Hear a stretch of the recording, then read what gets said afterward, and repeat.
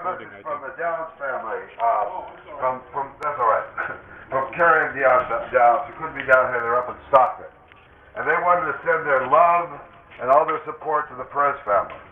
You know, they've been down here before, and they say that if they could, they'd be down here again. And also, as I was getting ready to speak, I got a call from Uncle Bobby, Oscar Grant's family. And he said that all of his family, all of Oscar's family, want to send their extreme love and support to Pedie's family, and said that they are so happy that there's a community out here to support them. But they have support all over the country, that Pedie's name is out there, and on this banner here, along with other people who've been shot completely unarmed, shot and killed by the police. And Uncle Bobby also wanted to invite everybody, as did the Downs, to be out in the streets on April 14th. He was part of the steering committee that met in Atlanta to call for no business as usual.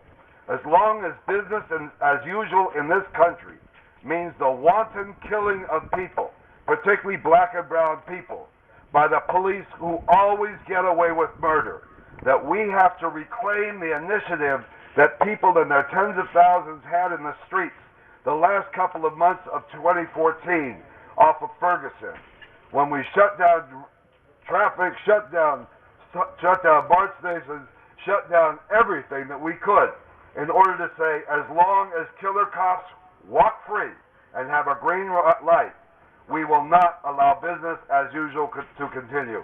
So we hope something happens here in Richmond as well as going on in Stockton, Oakland, San Francisco, and all over the country. Thank you.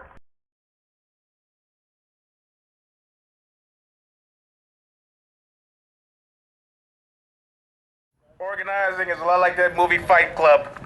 I don't know how many of you have ever seen it, but there's one part where Brad Pitt explains the rules of Fight Club. Well, the first rule of Fight Club is you don't talk about Fight Club. The second rule of Fight Club is you do not talk about Fight Club. In activism, the first rule is stick together. The second rule is stick together. Don't let yourselves become divided in any way. I know it's hard sometimes, especially when family are part of it, because who can irritate you more than your own family members? They know you better than anybody else. And that comes to my second part of this, is longevity. These things don't happen overnight. It takes a while. I remember Randall Robinson talking about South African apartheid, the movement against that, saying that he and a lot of his colleagues joined it, figuring that they probably wouldn't live to see the end of apartheid. But they did live to see it. Okay, it's not the black man's paradise now, but you gotta wash your wound before you can heal it. Similarly here, yes, this could take some time. You may get frustrated, but you gotta remember, there is one thing that matters above and beyond your own feelings. And if those feelings get strong enough where you start getting discouraged and you might want to take out other people in your organization, walk away for a minute. Don't attend the meetings, don't even attend the rallies if need be. Because it's better for you to be able to get yourself together than to let that kind of thing spread throughout the group.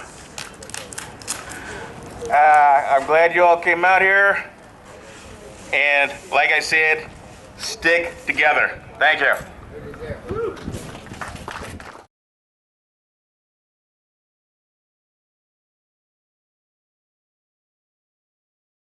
Hello everybody, my name is Marcus. I'm with One Prisoner, One Contact, and we stand in solidarity with the Oscar Grant Committee. I'm also a member of that committee too, and just trying to be a member of every committee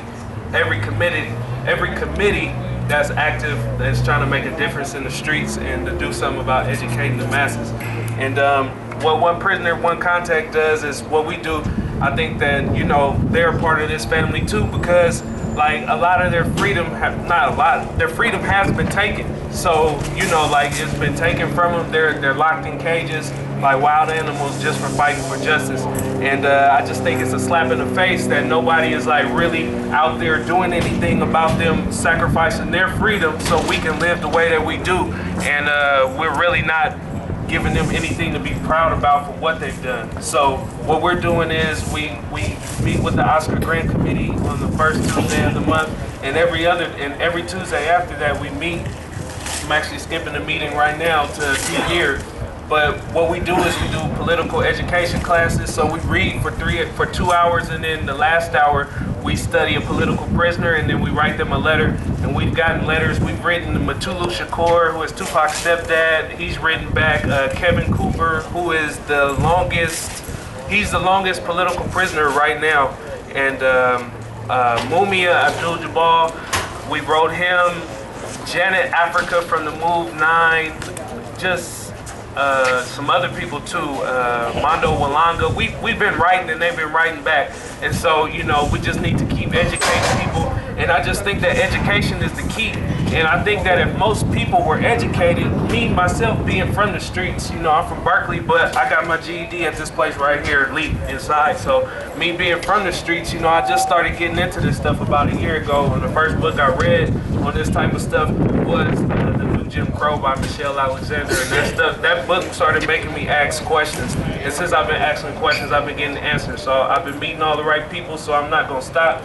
And I just wanted to say thank you guys for letting me be a part of this. But I think that me, myself, being from the streets, I know that me learning what I've learned has made me change the way that I am. So I think that if we educate the youth and everybody gets you know, gets all intact and all in tune, that we can do something together. You know what I mean? But if the youth can come together, which it can, but we just got to get more people involved, you know, each one teach one, and that's all I got to say. Thank you.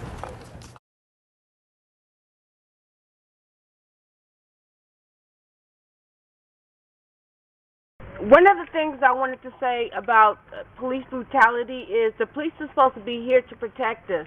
What happened to Pedie being protected by another police officer supposedly coming out when the police was having problems with Pedie? What happened to his protection? What happened to two cops or someone being around to be an eyewitness to what's going on with him? If a person is intoxicated, how does it give a police officer a right to shoot and kill him? There's so much you cannot do when you're drunk. There's no way in the world a guy like Pedie should have been shot and killed by a police officer. It just makes no sense at all. That was my friend. That was my little brother. He didn't see no color. All he seen was people. And all he did was try to help people. Yes, he was drinking. I was drinking too. We was having a good time. And for a police officer to do something like that, it just doesn't make no sense whatsoever. I'm a citizen. I pay my bills, IRS, and everything else I need to pay. Where's our justice? Where's our justice? A police officer kills a person, and then on top of that, goes on paid leave. How you kill somebody and go on paid leave? Oh, vacation? Oh, you go on vacation. You get paid vacation for killing somebody. It's just not right. I loved him. That was my little brother. That's not going to bring him back. We need human righteousness for everybody, for all. It just does not make sense. It's not just blacks. It's everybody. Everybody needs love. We need human kindness in this world. Human kindness. If everybody wanted to have someone like that in their life, the world would be a better place. That was my little brother. I love him. I'm going to miss him. But we all need to love each other, help each other, and do what's right for all.